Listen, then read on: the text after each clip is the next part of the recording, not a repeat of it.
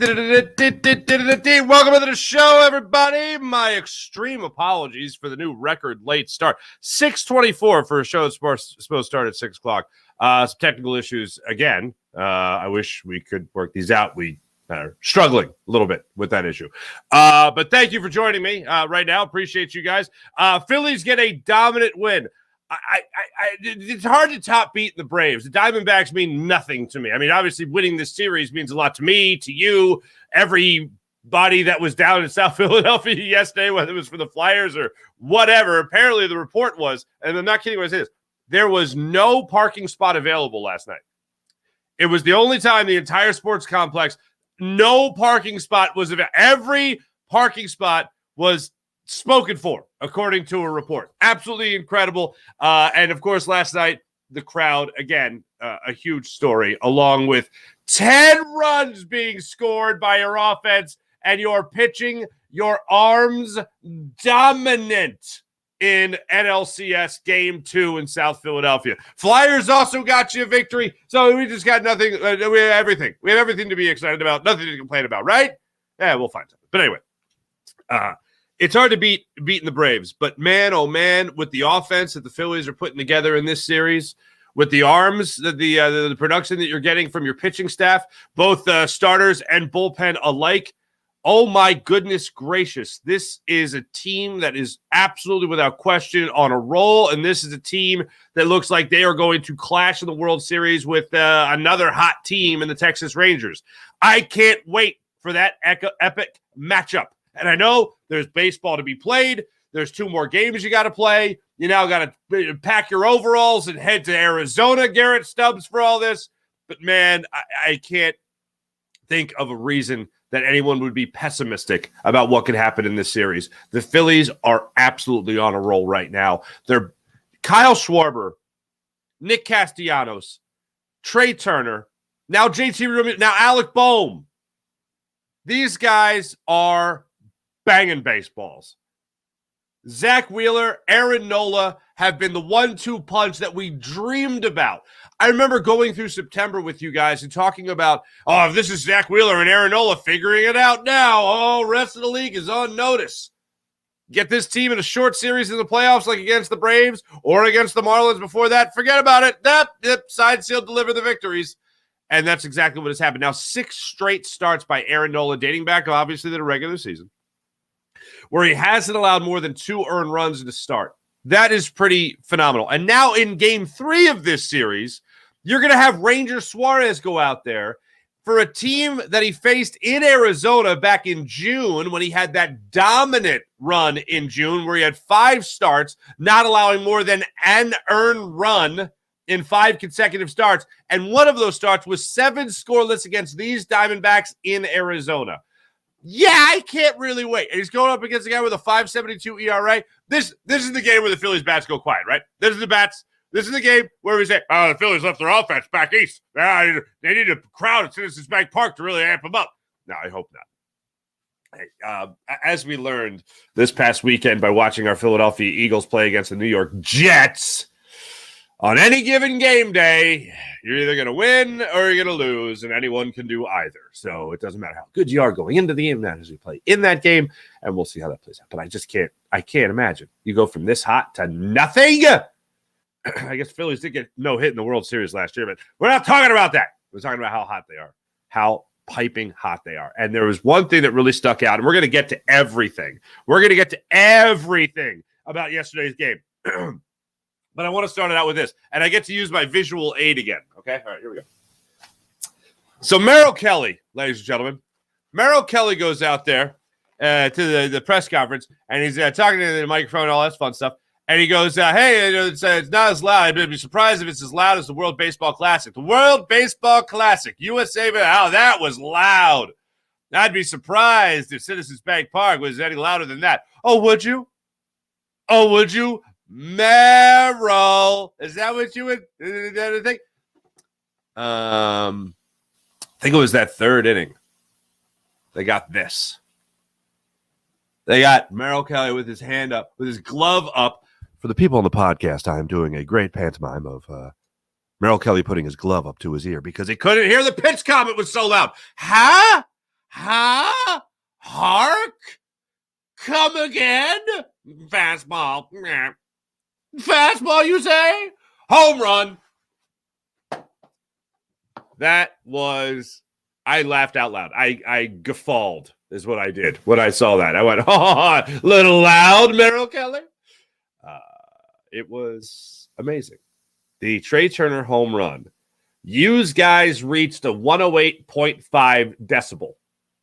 Oh, pretty loud. I think Trey Turner compared it to an AC/DC concert. That's not bad. That's pretty good. I just absolutely incredible. Absolutely incredible. So we'll go through the game last night. We'll talk about what Aaron Nola had to say about it, because there's an interesting question posed to him by Corey Simon of NBC Sports Philadelphia last night. Aaron Nola's been here through it all. He's really been here through it all. Teams that were changing managers, teams that couldn't hit, teams that didn't give him run support, obviously, 90 loss seasons, all that stuff. He was asked the question when he knew they were going to turn it around. It was a really interesting answer he gave. I think a lot of people will agree with him as to when they thought they were going to turn it around, but it is really interesting. So we'll get his answer on that. We'll also hear from Rob Thompson about what this lineup is doing. We'll hear from JT Realmuto about what this lineup is doing. And then I can't bury this.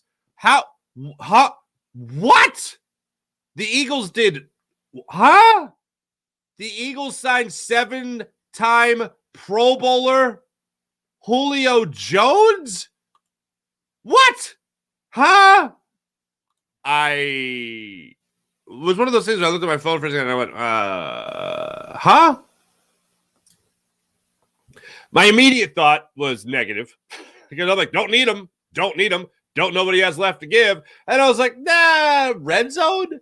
Then I'm like, they got a lot of red zone. They're right now. If you have two, I believe, stud wide receivers, and you have a tight end like Dallas Goedert, and you have an offensive line like what the Eagles have right now, and you have DeAndre Swift, and you have Jalen Hurts, you're pretty stacked. So now Julio Jones is going to be the difference maker in all this? Brian Johnson's play calling isn't so great, so let's go get Julio Jones. All right. Okay. We'll break that down. We'll look at some of the recent numbers of Julio Jones, and we'll get into that conversation. And we'll also hear from Brian Johnson about the run-to-pass ratio. Run-to-pass ratio as it was with throws from Jalen Hurts, of course, and also as it was with running backs. Not just Jalen Hurts running, but running backs running the football against the Jets and what they need to do coming up against the Dolphins, and why that run-to-pass ratio was just so fine and dandy against the New York Jets this past Sunday. So we'll get into that conversation and so much more on today's program, but let's start it off with your beloved Philadelphia Phillies. Here's where we're at right now. Actually, you know what? Let's go through the game. A couple of things jumped out to me about this game, and I was really rooting for Alec Boehm at the plate because with his glove, Alec Boehm has been fantastic. And last night on Fighting's postgame on Jacob Media, I compared it to two other guys in the city. Alec Boehm's astronomical leap and improvement at third base. Tyrese Maxey, before our very eyes, has become this all-star caliber player. He has been incredible. Then you look at a guy like Jalen Hurts last year. In his jump from year one as a starter to year two as a starter, it looks like an MVP candidate. Obviously, right now, this is the strongest argument considering the way this whole team played against the Jets. But Jalen Hurts had that incredible leap. And I was talking about Tyrese Maxey without maybe James Harden playing on this team. And now it looks like James Harden is going to be playing on this team this year. And he is certainly enamored with what Nick Nurse has going on with this team and his offensive scheme. But I was expecting, and I would like to see a Hurtsian leap from Tyrese Maxey. All right, I've said that before. We have seen that Hurtsian leap from a third baseman like Alec Boehm. Like, think about this. The two greatest changes, I mean, Trey Turner's pretty big impact here too, but other than that, since the beginning of last year, they mentioned it during the broadcast last night, Joe Girardi was the manager of the Phillies at the start of last year. That seems like 10 years ago, okay? Alec Boehm was a shell of the third baseman that he is now. They mentioned on the broadcast he is more aggressive. He does come in on ground balls a lot quicker than he used to. Doesn't wait for the ball to come to him. He definitely charges that ball with a lot more frequency. But what I've really noticed, the guy that's 6'5", he was having that really long wind up to throw. The exchange and throw for him took a day and a half. And that was giving so many steps to the runner down the first base line. Now it is totally different. And his range has improved so much where you see that 6'5" frame being able to cover every inch he's supposed to with a hot corner. And there's no better example of that than what you saw in the second inning against Moreno when he hit that sharp ground ball to him at third base. And Bohm dives to his right, makes the catch, gets up to a knee, fires to first on a one-hopper, and he's able to get Moreno at first base. That was the best play I have seen. I tweeted out at that exact moment that was the best play Alec Bohm ever made in his career.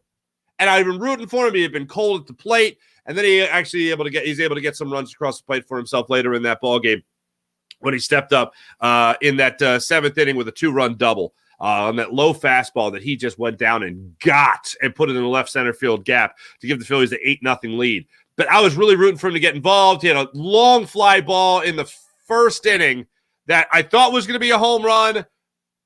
Unfortunately, just warning track power for Alec Bohm. But to see him get on the board, to get some runs across the plate there was awesome. But to go through the game, and the things that really jumped out, one was Alec Bohm. The other was, I think above all else, even more so than the home runs and 10-0.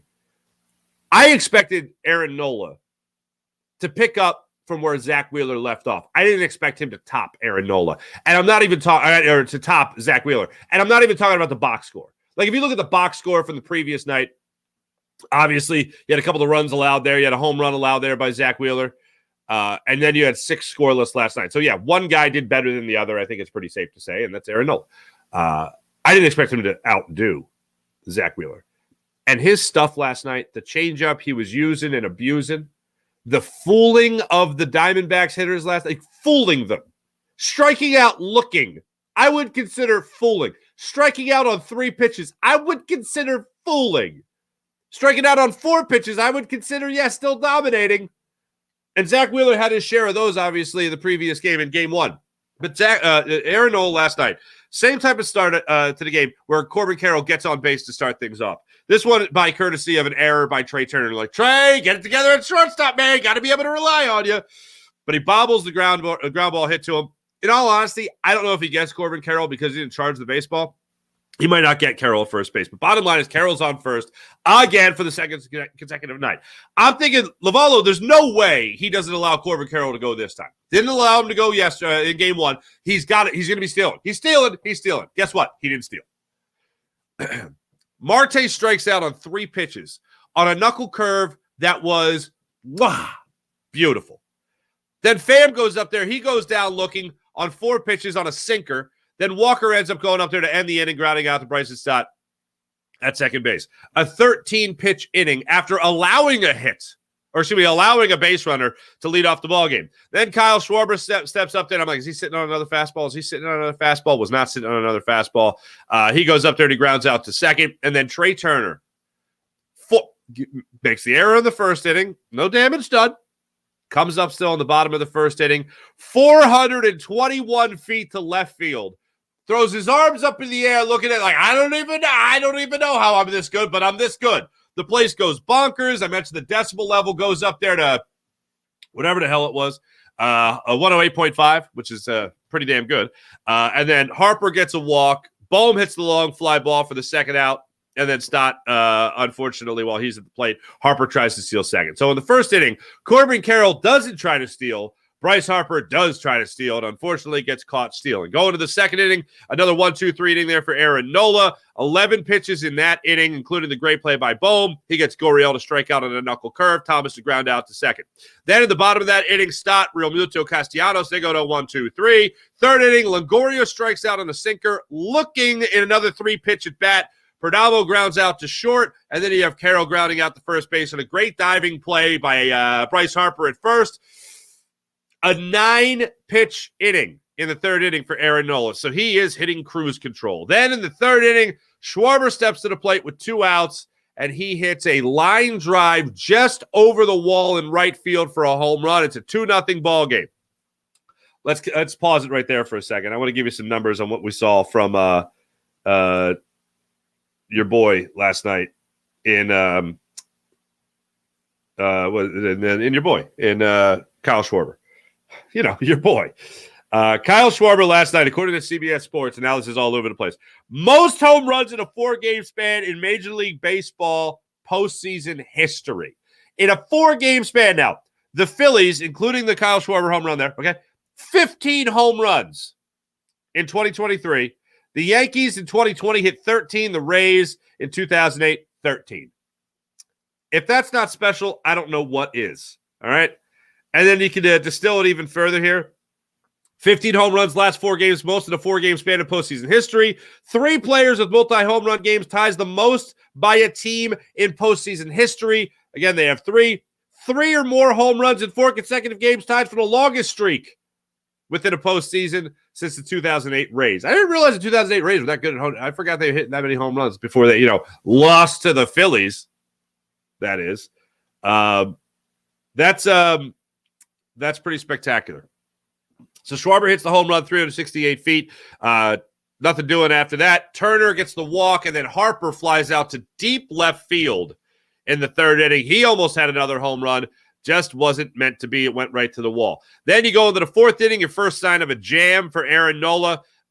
He hits a first and second with 2 out situation. Gurriel then grounds out to the 6-4 put out, the 6-4 fielder's choice. Then you have the Nola get out of that jam. The other interesting thing is Bohm has another great play at third base to get the fielder's choice. And then Carroll strikes out, Walker strikes out looking at a sinker. So that's the 3rd strikeout looking, and you're only in the 4th inning here. Going to the bottom of the 4th, Phillies go down 1-2-3. 5th inning, Nola's at 50 pitches.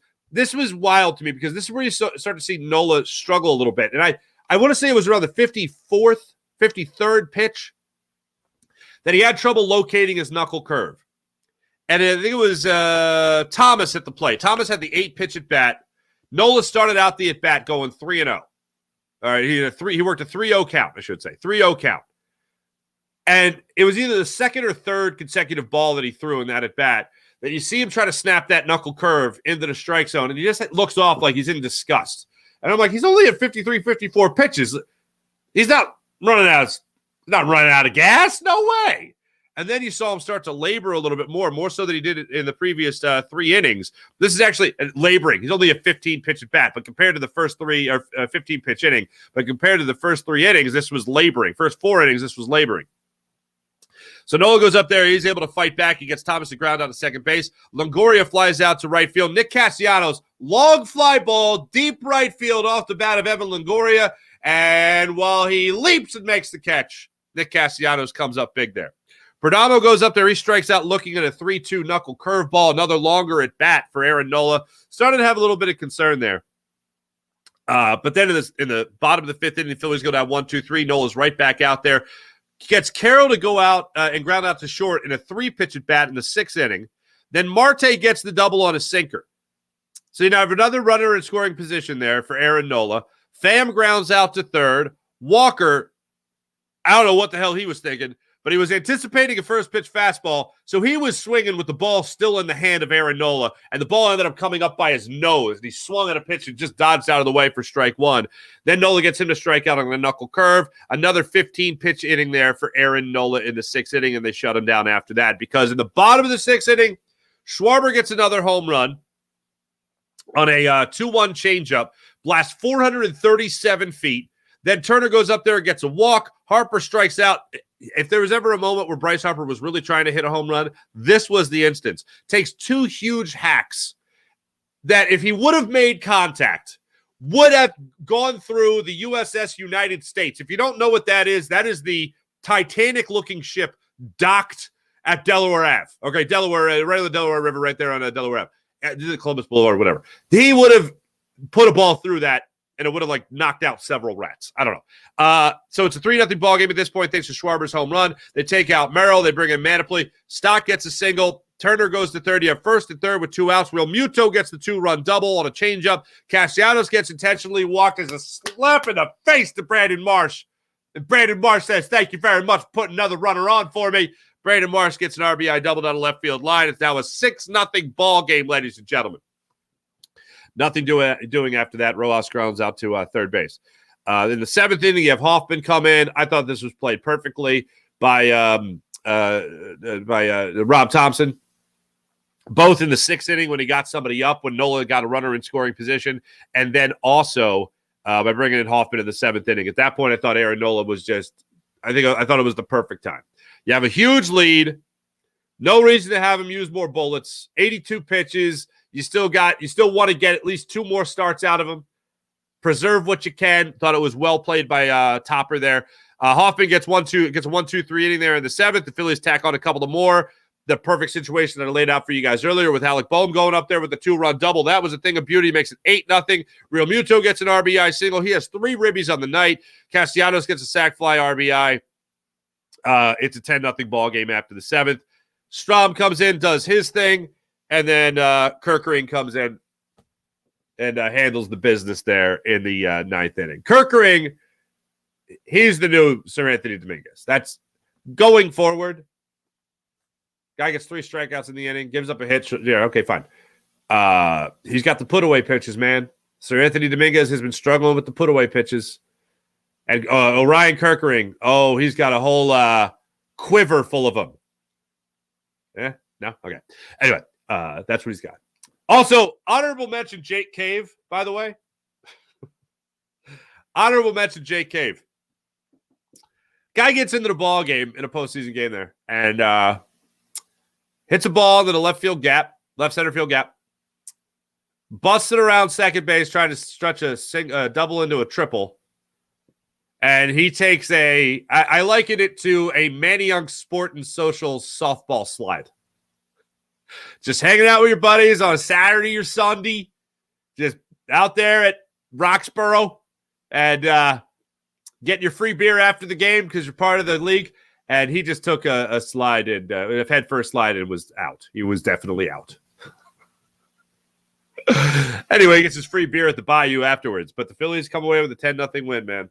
And it is spectacular. Some more numbers on the Phillies and what this exactly means. Phillies 10 straight home postseason victories versus the National League. So obviously that doesn't include the World Series. That's the longest intra-league streak in divisional era. That's since 1969. Nice. Lowest ERA through 3 starts for the Phillies postseason in history. Here's what you got. Cliff Lee with a .74 ERA. Aaron Nola now at .96 ERA. Cole Hamels, the playoff MVP of 2008, had a 1.23 ERA. And this guy, Steve Carlton, 1.33 ERA in 1983. He didn't even win the World Series that year, unfortunately. That is something. That is absolutely something. That's what your Phillies were able to do last night. Without further ado, let's hear from the boys themselves. Rob Thompson on this Phillies lineup and how they're absolutely mashing right now. Well, we got a really good lineup, and it's a long lineup, and we're swinging the bats really well right now. I thought Merrill Kelly did a really nice job, and we finally got to him in the 6th. We hit a couple of solo home runs, but he kept us off balance for the most part up until the 6th, and then we started to string some hits together and put up some crooked numbers. So that was good. But offense comes and goes. We gotta stay on it. Yep, offense does come and go. I understand. I get it. It always ends up like that. I'm not going to do the thing where I anticipate the fall. I'm just going to enjoy the rise, and I'm going to enjoy if this is the pinnacle, and this is the pinnacle, but I'm going to enjoy every second of it and then be frustrated as all hell when it goes away. In the words of Ryan Howard, when it goes away, where does it go? Like when you have it, it's awesome, and then it goes away. It's like, where does it go? Where does that laser focus go? Where does that production go? Well, unfortunately, it's a game of adjustments in every single sport. Baseball is no exception. Now, here's the incredible thing. As I mentioned, 6 consecutive starts now for Aaron Nola where he's allowed 2 or fewer earned runs. The best start and stretch he's had all season long. Like, you got to go back to June of last year. Not this year, like this regular season. Last year's regular season. You have to go back to June to have a stretch even close to what Aaron Nola is going through right now. The first of these 6 consecutive starts was only 4 2/3, but the hell with it. He'll still allowed less than 2 earned runs. 2 earned runs or fewer. So here's Aaron Nola on that mechanical issue that we've heard so much about and what it's doing for him on the mound. Shoulders squared, especially in my stretch. So I feel like that's helped me command all my pitches and kind of get rid of a lot of the pull fastballs and changeups and a lot of arm side stuff. So it's allowing me to go more straight to the plate.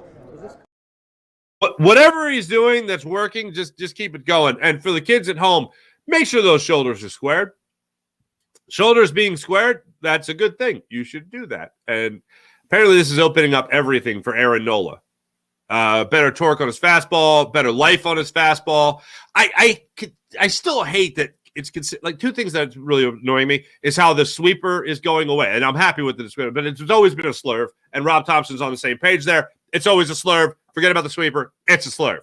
And then the other thing is the sinker and 2-seam fastball. One of the things that Aaron Nola is so great at is throwing that 2-seam fastball, but now it's a sinker all of a sudden. I hate that. But yeah, he is getting great movement, tailing in on right-handed hitters, tailing away from left-handed hitters. It's a perfect pitch. And he's getting life on that. His changeup was keeping guys off balance last night. His knuckle curve was dropping in beautifully last night.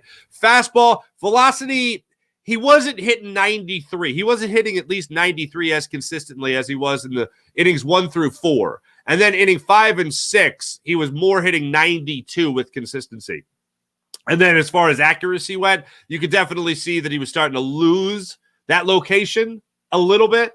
And I just thought you got to really adhere to the warning signs of Aaron Nola because we all know that blow-up inning can happen.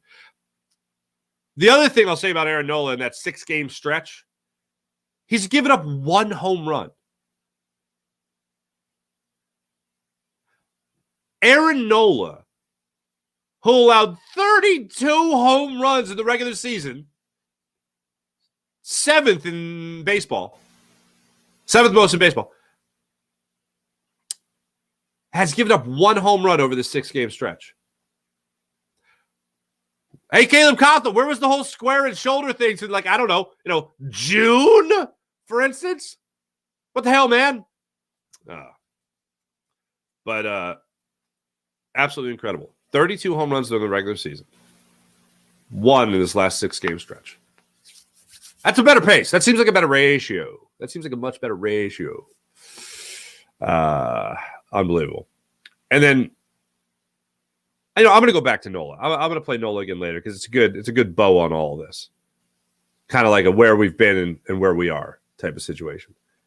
But the other story here is I rattled off some numbers to you right there about what the Phillies have done offensively speaking in the postseason. There are some real historic numbers last night that the Phillies were able to continue to add on here. Kyle Schwarber, I mentioned, 2 home runs tonight, or last night, I should say, gives him 18 career home runs in the postseason, ties Reggie Jackson for the most by a left-handed hitter in Major League Baseball postseason history. Kyle Schwarber's home run his first home run of the game gave the Phillies 14. I mentioned that earlier. Phillies have scored 10 or more runs in multiple games in a single postseason for the second time in franchise history. They also did in 2009. Phillies now own a plus 31 run differential at home this postseason. The only team in Major League Baseball history to finish with a postseason plus 30 run differential at home, the 07 Red Sox at plus 39. These historical numbers. JT Realmuto, the leader in RBIs last night, was addressing the media post-game and just kind of said, hey, what's working for you guys at the plate? I wouldn't necessarily say surprise. No, I think, this is kind of the lineup that we envisioned ourselves having all season long. And I just think that we're clicking at the right time right now. We have from top to bottom, everybody seems like they're having good at-bats. The focus is there. The intent is there. We're not chasing as much as we did early in the season. We're trying to cut down our swings and just put the ball in play. And then you turn around and we're hitting home runs all over the field, and these guys are doing a ton of damage. So I just think everybody's a little more focused right now and just locked in.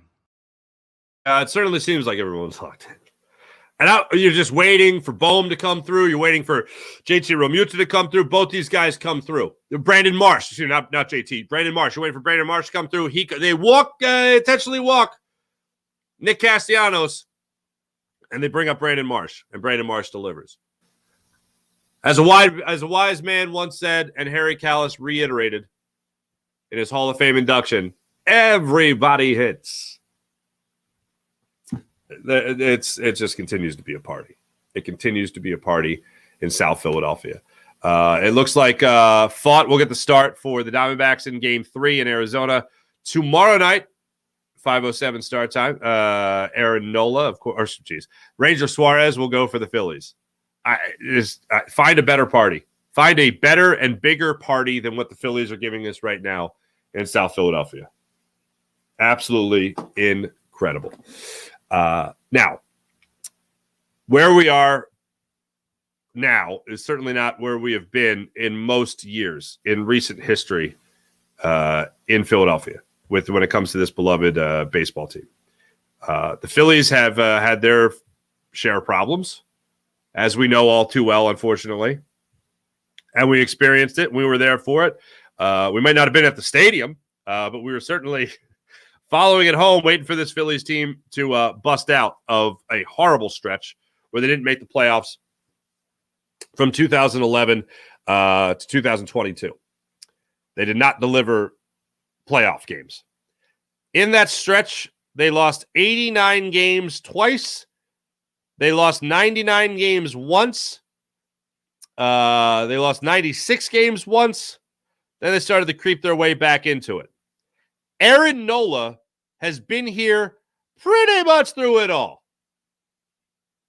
And now they're 2 wins away from making it to their second consecutive World Series. They're 2 wins away from their second consecutive National League championship. Something they haven't done, as we all know, since the Rollins, Howard, Utley, Hamels era, Chooch era Phillies. Been a minute since then. It's funny, that seems more recent than Joe Girardi being the manager of this team, but whatever. Aaron Nola was asked by, this is a great question by Corey Simon, asked Aaron Nola to reflect on this. Aaron Nola on what it was like to be here through all that, and now the moment he's in right now, and what he's experiencing right now with this franchise, and when he knew it was all turning around. I knew it was going to happen eventually, right? We signed Bryce, and like when you sign a guy like that, you're not really looking to rebuild anymore. You know, a guy this caliber, and then we signed JT not too long after that, and then we started adding pieces and coming together as a good group, and we kept making those baby steps, and finally got to where we wanted to get last year, but came up short, and I kind of expected to do the same this year. I mean, I feel like we have a better team than we do last year with some better additions and pretty much the same squad. So. Yeah, Trey Turner is obviously here now.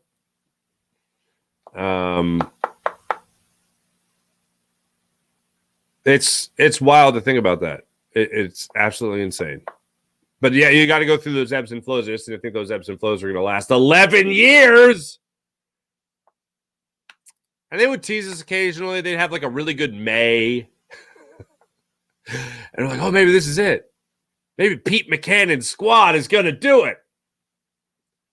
Ryan Sandberg, Pete Maccannon, Gabe Kapler. Good Lord. Joe Girardi and now Rob Thompson. What a time. What a time.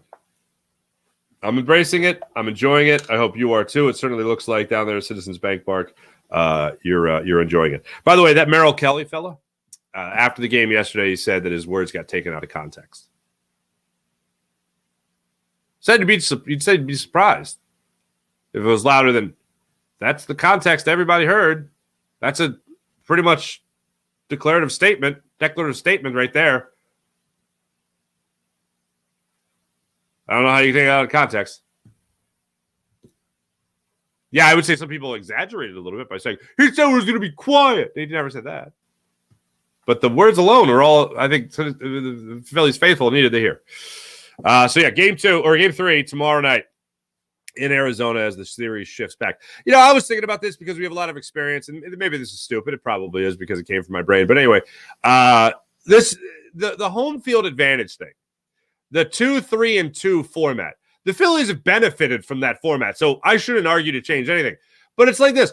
If you have home field advantage, the series shouldn't shift back to your stadium until you win a game. That's just my rule. Like I'm sorry, that's phrased horribly.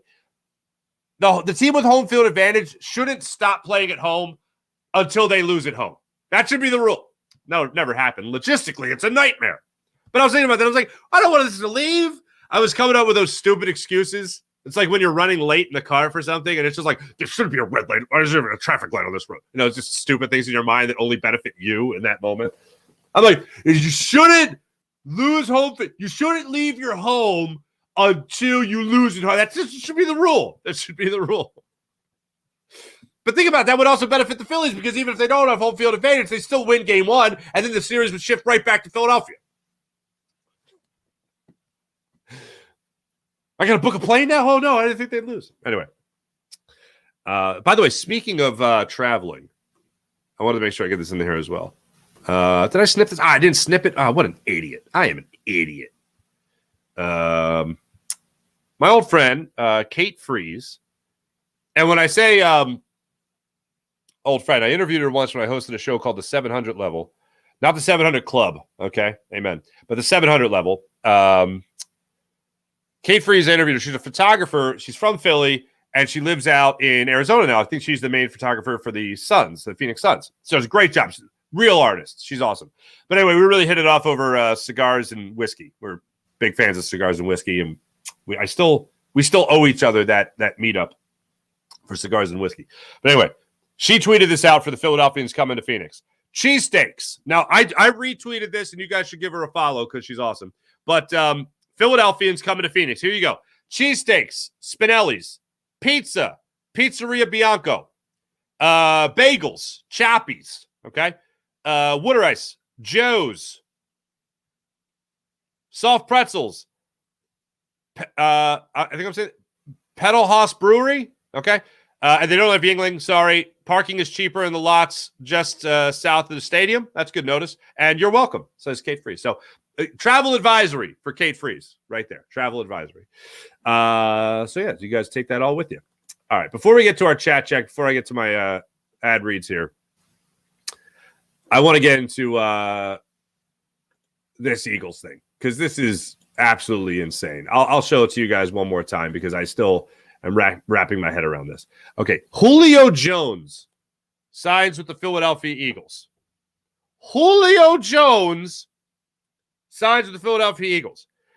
The 2011 6th overall pick out of Bama, 34 years old now, 6'3". He signs with your Philadelphia Eagles.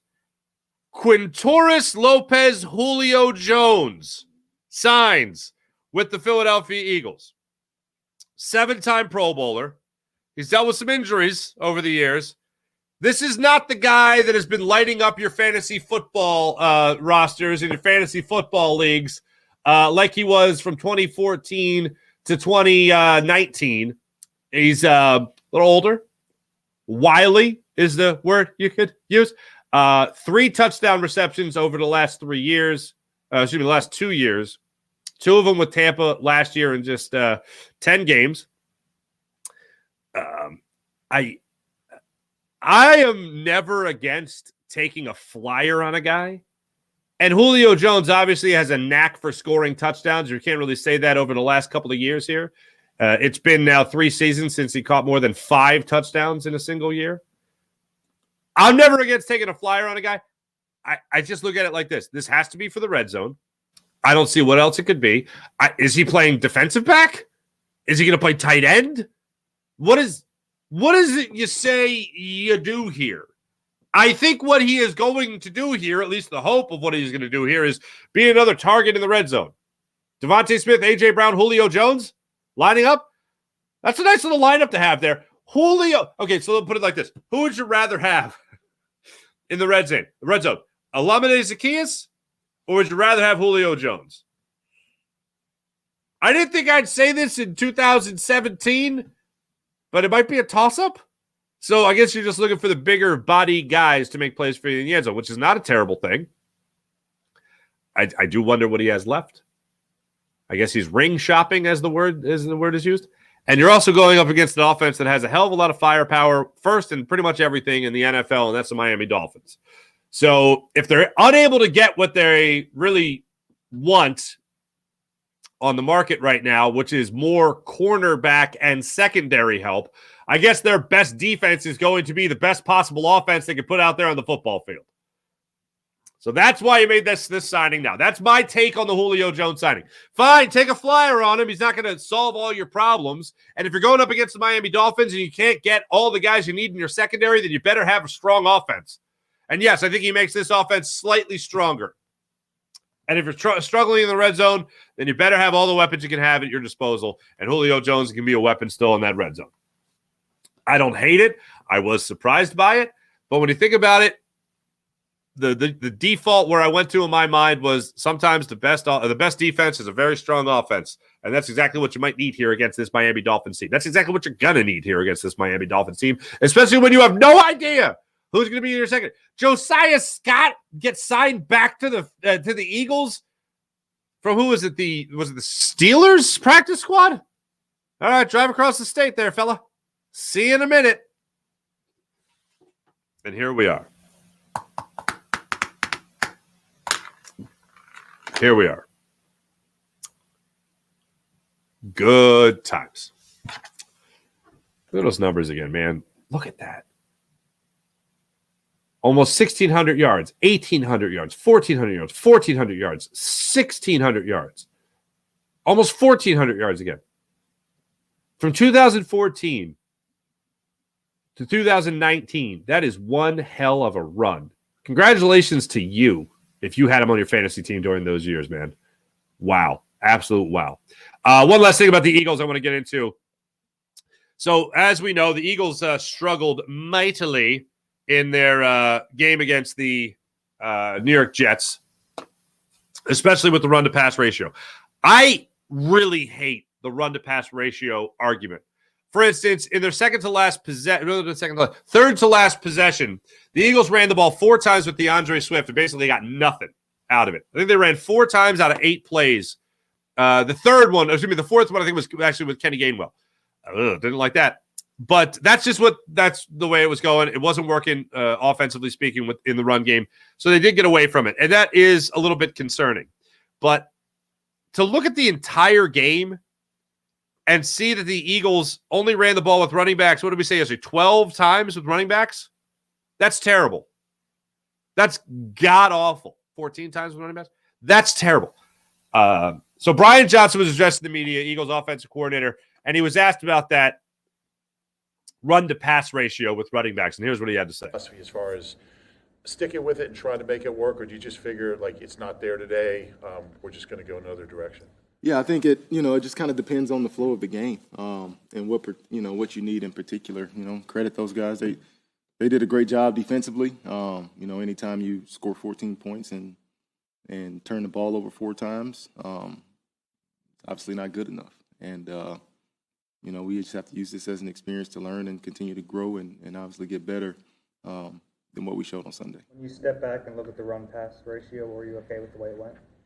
Yeah, it was fine. I think we have really good players at a bunch of different spots. And, sometimes you look at some of these runs or some of these passes or extensions of the run game when you start to add in some of the RPOs and the bubbles and the swing passes and things like that of just space touches. A lot of times those are extensions of the run game. So, when you look at a stat sheet and you see it's 45 passes or however many passes it is, but I think that varies when you talk about, that type of pass and then drop back pass. I hate, and I don't use that word lightly, I hate this. I'm saying the word hate. I mean the word hate. Okay. I don't mean like sports hate. I hate when I hear a screen is like a run. I hate when short passes are described as like a run. I'm not talking about like a run. I am talking about a run. Again, I'll go back to the RPO from last year. A lot of our run game is built into the RPO, and then sometimes the option is to pass. Well, then call a run play. Call it. You can do that. You're allowed to. It's fun to do it sometimes. You just hand the ball to a running back and they run with it. It's pretty great. That's why it's part of the game. With the comparison, it takes me back to the Andy Reid days of like, well, screen pass is like a run. Yeah, but we wanted to see you run. I think it was good to run. Well, it brings the defense in. Same thing as a run. Yeah, but it's not a run. See here, you're still depending on your quarterback to make a play here as opposed to just handing the ball off. Maybe just do that. See how that works for you. I will say it wasn't working that great, but when you look back on it, and you see throughout the game, the Eagles were struggling as much as they were in the run game. They were trying to do other things to get DeAndre Swift the football, which is still good to see him get. What did he come up with? 8 carries in the game, or excuse me, 8 catches in the game. That's good. Still trying to get him the football. And then 14 carries with running backs in this game. Not ideal. Would like to see that number go up, especially when you have a right tackle that is allowing 8 pressures throughout a game. Especially if Jalen Hurts has already thrown 2 interceptions. Especially if Jalen Hurts is continuously getting hit or pressured. Maybe just hand the ball to a running back. I don't get it, man. I know every team's different and you have a different game plan, but this is why I hate the run to pass ratio argument usually. But when it says obvious is this, it drives me crazy. 14 runs by your running backs. Gainwell was your leader. Okay, so here's why they only went to it that many times. Gainwell ran 10, or excuse me, Smith ran 10 times for 18 yards. That's just under 2 yards per carry. All right, 1.8. Kenny Gainwell, 2 carries for 13 yards, 6.5. Boston Scott, 2 carries for 2 yards. You'll do the math there. Yeah, that's not great. I still don't like the idea throughout an entire game where you are struggling offensively. The pass game was working great, and they were down 4 cornerbacks, and you obviously you can relate to that. I get it. It's tough. But I felt like this was a situation where you should not have gotten away from the run. I like that they got creative and still wanted to get DeAndre Swift the ball around the line of scrimmage, but this team does not execute that screen. This team does not execute the screen. Tight end screen, running back screen, wide receiver screen. Wide receiver screen is probably still their best screen, and that's not good. Running back screen, you really want to be able to get you yards with having good blockers in front of you. Guys like Jason Kelsey that can still get off the line of scrimmage and make blocks downfield. How were you with it? I was fine with it. Really? Really? Not great. Not great. All right, before we go any further, let me tell you about the great people at MyBookie. MyBookie.ag. Check out all they have to offer at MyBookie.ag. Be sure to use promo code FARZI at MyBookie.ag for all they have to offer. You can bet on anything, anytime, anywhere with MyBookie. When your money's on the line, choose a trusted sportsbook that gives you tools to win like MyBookie. MyBookie, it doesn't matter if you're a team, if your team is up or down, you can easily cash out or bet a game live to come out on the winning side. Use MyBookie for daily odds boost, same game parlays, and take advantage of huge prize pool contests. Plus, MyBookie has no strings attached cash bonus that lets you deposit and withdraw quick. Just use promo code FARZI. That's promo code FARZI. To receive up to $200 in cash. That's promo code FARZI to claim your cash bonus now. Try MyBookie's Money Bag to grab a potential Super Bowl frontrunner at long shot odds of plus 3,800 for an Eagles-Chiefs rematch in the big game. You won't find odds like that anywhere. Bet anything, anytime, anywhere, only with MyBookie. That's MyBookie.ag. Use promo code FARZI. That's promo code FARZI. Let's get into the chat check and see how wonderful people are doing. All right, so I'm producing the show today, ladies and gentlemen, so I get to push buttons. Let's see what we got going on here. Can I only do Farzi? I can only do Farzi show.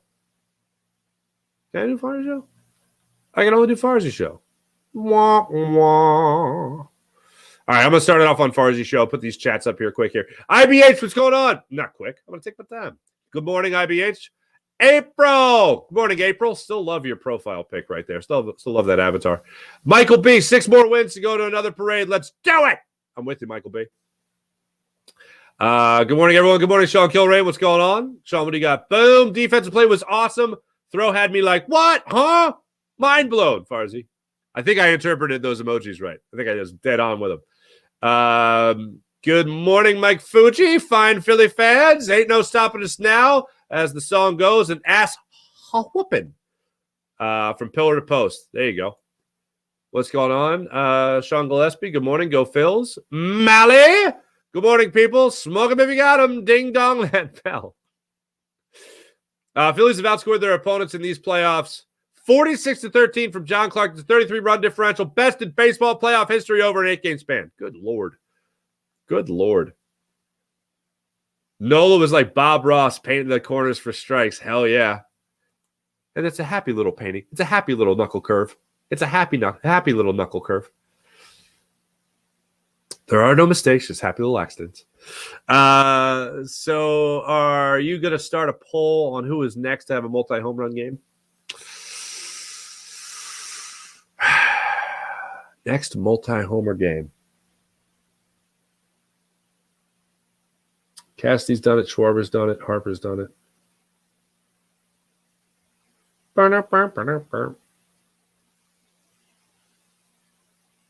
Going back and forth between Marsh and Real Muto. Long odds if you want Yohan Rojas. I'll tell you that much. Sean Gillespie, Nola playing that for that contract. He absolutely is. Julio Jones is still playing well. They're going to see. Mike Fuji, me and Julio down by the schoolyard. Julio Jones is the new Quez Farzy. Yeah, that's what it looks like. Julio Jones is the new coach.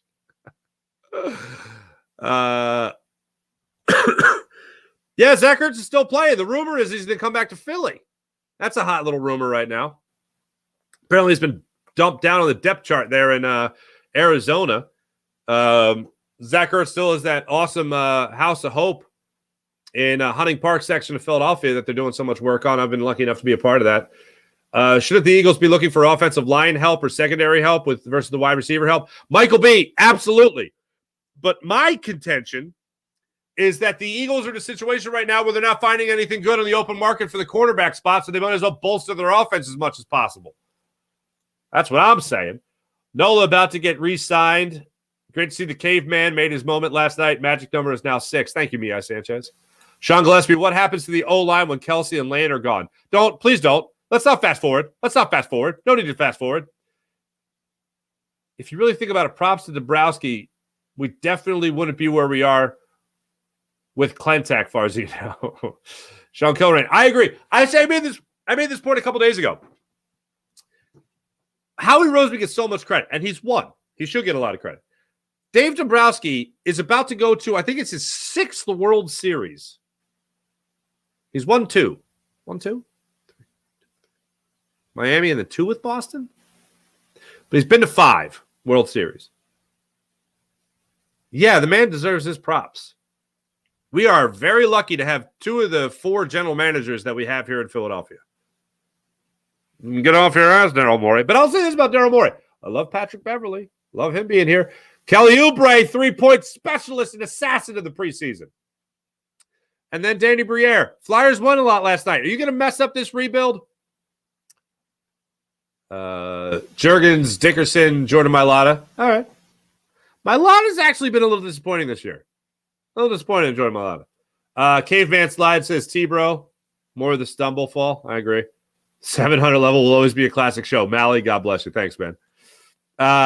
Captain Caveman, Marsh was a hit. Everybody hits.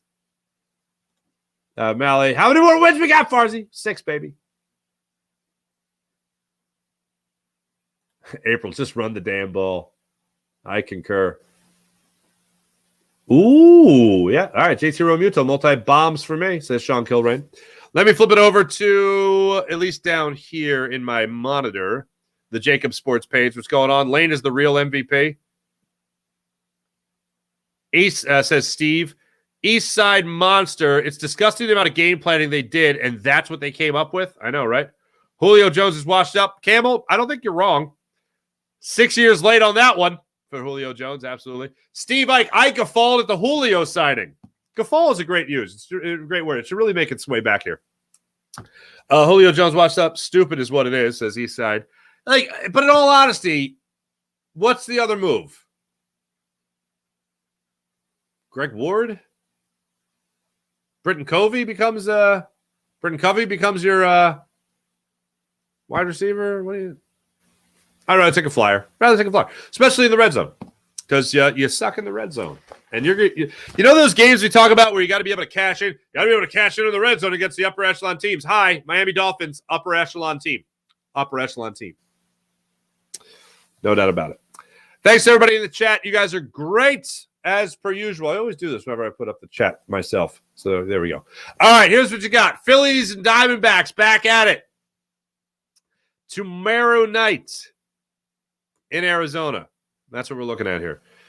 Ranger Suarez will get the start. I mentioned to you guys back in June when Ranger had that great month of June. He had a stellar performance, maybe his best start of the season was that 7 scoreless performance he had against the Diamondbacks in Arizona. So I look forward to seeing him do that same exact thing in this particular matchup. Excuse me. Yeah, they still don't have it officially posted. Now, Brandon Pfaadt will get the start. 25-year-old right-handed rookie, was 3-9 in the regular season, 5.72 ERA. From what I understand, he was kind of up and down throughout most of the regular season. Like I said, 25-year-old right-handed pitcher. He has not faced the Phillies this year. He did not face the Phillies in that June outing. Only made one start in the month of June. It was not against the Phillies. He went 2 innings in that month. In the postseason, he has made 2 appearances, in total pitching 7 innings in those 2 appearances. Made a start against Milwaukee where he went 2 2/3. He allowed 3 runs, and then he actually made a start. It was against the LA Dodgers, and it was a 4 1/3 inning performance, 2 hits, 2 strikeouts, and it was a scoreless. 4 1/3 scoreless. I just want to double check that game against the Brewers because I don't think he made that start. He did make the start. He only went 2 2/3, allowing 7 hits on 3 runs. So that's where he's at, and that's who the Phillies will face coming up on tomorrow night, 5:07. Thanks for watching. Thanks for listening. You guys are great as per usual. Don't forget about PHL Sports Nation, Philadelphia Sports Nation, enhancing your Philadelphia sports fan experience across all social media and blogs. That's PHLSportsNation.com. Don't forget about Sky Motorcars. Check them out. Ladies and gentlemen, also one last thing. I did listen to Sean Desai's press conference. I didn't mention it. Not a lot came up. Sean Desai, very good at not saying a lot.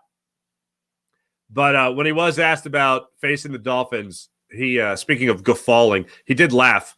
He did laugh. They was like, hey, they got a lot of weapons. What are you going to do? He's like, oh, yeah, they got a lot of weapons. He's like, they're pretty stacked. So just to put that out there. Have a great rest of your day, everybody. My name is Mark Farzetta. This is the Farzy Show presented by MyBookie. MyBookie.ag. I'll be back with you guys. No post-game show tonight. Be back with you guys tomorrow morning, 6 a.m. Talk all things on the Philly sports scene as we do each and every day right here on the program. Have a great rest of your day, everybody. See ya.